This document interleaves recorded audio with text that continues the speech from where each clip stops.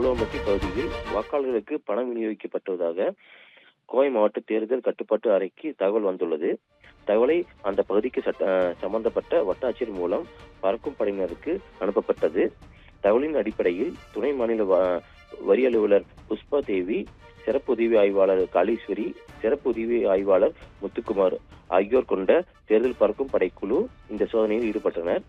கோவை மாவட்டம் புலவம்பட்டி மாரியப்பன் டீக்கடையில் வைத்து வார்டு வாரியாக வாக்காளர்களுக்கு பணம் வழங்க நோட்டில் பிரித்து எழுதி கொண்டிருந்த நபர்களை நள்ளிரவில் பறக்கும் படையினர் பிடித்துள்ளனர். தொடர் சோதனையில் ஆலந்துறை பாஜகவின் மண்டல தலைவர் ஜோதிமணி என்பவர் வாக்காளருக்கு பணம் கொடுப்பதற்காக வைத்திருந்த ரூபாய் 81,000 பணத்தை கைப்பற்றியதுடன் பேரூர் வருவாய் வட்டாட்சியர் அலுவலகத்தில் பணத்தை ஒப்படைத்தனர். மேலும் பிடிக்கும் பொழுது வாக்காளரின் பெயர், முகவரி அடங்கிய பூத் ஸ்லிப்பையும் கைப்பற்றினர்.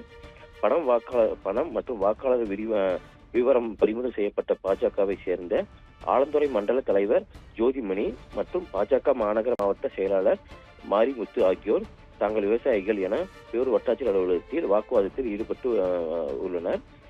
கோவை மாவட்ட ஆட்சியர் அலுவலகத்தில் சரியான விளக்கம் கொடுத்து பணம் பெற்றுக் கொள்ளுமாறு பறக்கும் படையினர் அறிவுறுத்தி அனுப்பி வைத்தனர்.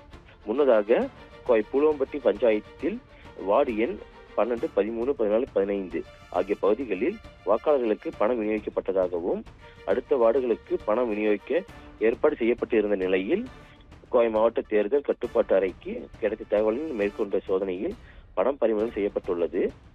தொடர்ந்து ஆலந்துறை காவல் நிலையத்தில் இன்று வழக்கு பதிவு செய்யப்படும் என காவல்துறையினர் தெரிவித்துள்ளனர்.